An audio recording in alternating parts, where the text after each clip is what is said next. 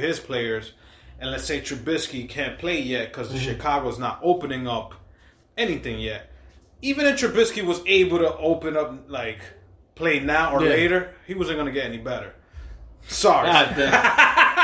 You know what? I got a feeling he's going to win the starting job. Yeah, because he's going to want to, because he got Nick Foles there now. Yeah, I think he had a good first season or whatever the season before. Last year he got hurt. I got a feeling you guys, and now we're getting into sports. Yeah. I got a feeling you guys are going to want to give it to Nick Foles, the starting quarterback position. Not because he's won a Super Bowl. He's taken the team, what is it, twice to the playoffs, second, third round? Yeah. So he has the experience. Definitely has experience. All he needs to do is learn that playbook. No, he already kind of knows it because that coach, they run the same offense. I think they're all from Andy Reid. I think the coach that was with the Eagles runs the same offense. That's Jordan Peterson. Nagy comes from Andy Reid's school. So it's under that family tree. Yeah, so they're all. That's the reason why I think Nagy was either in the Eagles, or something. There's a connection. He helped Foles or whatever. Foles only played in the Eagles, right, or somewhere else. And then he went with the Jags, but I think hurt. Before that. No, I think. Did he ever play with Kansas City? Who's the other guy that went to Minnesota? Kirk Cousins. No, before him. Kasem? Kasem. So they were both in the Eagles. Yeah, so whatever the case was, they have a history. I think Nagy coached him or something. So Nick Foles has a little bit of intel on the playbooks. And stuff. Yeah, that's the reason. Okay. That's the reason why when they said the reason they chose him during, when they have all these free quarterbacks was because of the offense is all based on the same type of system. So I could see this being a competitive job opening for both. Well, yeah, they're competing. So and this could light up a fire under Trubisky's ass. Now, question is, you got 10 tight ends. Which one are you going to throw it to? I don't know, man. 8 of them got to become linebackers. Because if they want a starting job. They got Jimmy Graham, right? I do not know why they got him. I don't know why. He's almost retiring. They got Jimmy Graham, and then they got that new kid, the one for Notre Dame, who they're saying they're like prepping him. They're saying building him up. Because I think, again, either I think he's a Bears fan or something. His grandfather played in the league. I know that was the kid they picked in the draft right now. Yeah, so they're saying like him. They're saying like, oh, he has the size, but a lot of people are saying that he has the size for a tight end, like blocking and all that stuff. But the thing is that they don't think he's gonna have separation because you see the tight ends nowadays, they're skinnier, they're slim. Yeah, so he's like a Witten type of tight end. They're like blocks. That position, but Witten is the man. Yeah. But that's what they're saying, that they don't see him getting separation. Witten comes from that. Tony Gonzalez. Yeah. Who's the other guy that I could think of that was fucking great? Who played for the Chargers? Gates. Antonio Gates. Yeah. They come from that era, like big. So that's what this kid. Catch. That's what this kid is. You run slow. It's now the era of the kid from Kansas City, which his name is Kelsey. And then you got the guy from San Francisco. We got from your team. Oh, Ingram. Yeah. It's that era now. It's like you're more speed. You're a hybrid. You're a wide receiver / tight end. Yeah. You know what I'm saying? So I don't see that working for, but Chicago's that old school, rough and tough, let's hit him in the mouth. And I could see them using him like that. Yeah. You know what I'm saying? But yeah, man, that's going back to your question, like what's the percentage I see going? As of right now, we're not watching like ESPN that much, shit like that. I'm at 55%. Still in mind, like, we could go because the flights are cheap. But the whole thing is, yes, you guys could come to the game, but everything else is closed. So we fly in on a Friday and we can't do much. Will that still be a good of a trip? Yeah, for me, well. No, for me it'll be a good trip. Also, I'm hanging out with the fellas. Yeah, I mean, I think things will be open, but they won't be as open. I mean, from here all the way to September, I think things will be open. There'll probably be limits inside certain places. They'll probably say you need a mask to get in, but then once you're in, you pull that shit down. Yeah. That's what I could see. Or there'll be maybe a lot more like outdoor stuff. You could probably like, and I could see Chicago being like a city like that. Like, let's say that bar. Remember that bar that we went to that was like right in the corner? It was packed. The day we went to, like, I think it was that nightclub, but that bar in the corner that we went in was pretty loud. By the hotel? It was just me and you. The last night. Oh, that we went to get a drink in there. Yeah. I could see that bar that you could buy, but then chill in the corner. Gotcha. That type of shit. I see like that little area that you could probably just buy drinks and just hang out. Like Wrigleyville will be all outdoors. Yeah. I could see that happening. I could definitely see something like that happening. Because as long as nobody's inside, they're not... probably like a few people inside and then the rest outside. And then they don't have to... The bar doesn't have to worry about getting shut down because everybody's outside drinking. Yeah, I could see them having... I could see stuff like that. Because like you said, they're going to have to move on. And look, it's not even now. There's places already that are getting packed. Like you said, for no reason. Because people are tired of being home. And like now with this whole thing... I was watching some shit. On Netflix, I was watching Hassan, whatever his name. That he has a show, and every time he based it on a different subject. This one was on weed. Okay. And he was showing the lines in San Francisco or in California during the coronavirus. And people, the lines were crazy, bro. People trying to get their weed. The indoors, man. Because the whole topic was on hoarding, how we thought we were hoarding on toilet paper. And he goes, a lot of people were hoarding on weed. Like, people were just buying mad weed. Shit. So, the same thing's happened with liquor. Liquor's gone up since this whole thing has happened. Yeah. I know myself, I've been drinking more. I'm sure people who smoke, I've been smoking more. So, yeah, but we'll see. We'll of course, keep you guys updated. Hopefully we know like a decision early on.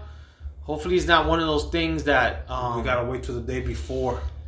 Like, we don't know, like they say, week 1 with no fans, but week 2 with fans, but limited. What the fuck? So us about having tickets, when should we call it? Like, yo, we're not going. That's what I'm saying. I guess when we find out if you could bring fans, and then I know your brother's still gonna want to go, and I'm probably gonna still want to go. Or because I'm not taking a vacation. Yeah, I'm not taking a vacation this year. So either. just for the fact to get the fuck out of here, I'm probably gonna want to just fucking go.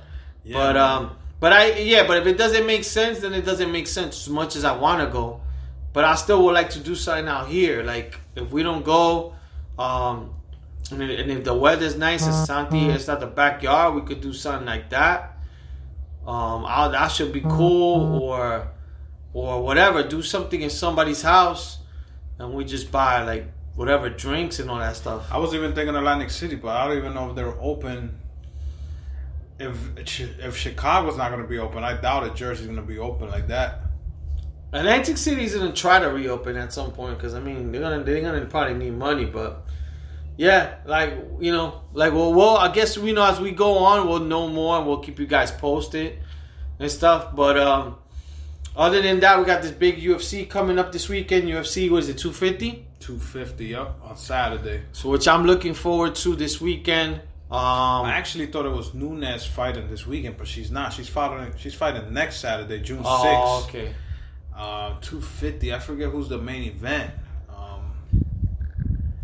But it's I know Woodley's fighting this weekend. Woodley's in the prelims. Yeah. He's the main event for the prelims. Mm-hmm. I'm trying to figure out who's the UFC card for 250 because is it the one that they're gonna try to have the person who wins the bantamweight because this guy left? If I have that weight class right. Hold on. So UFC 250, right?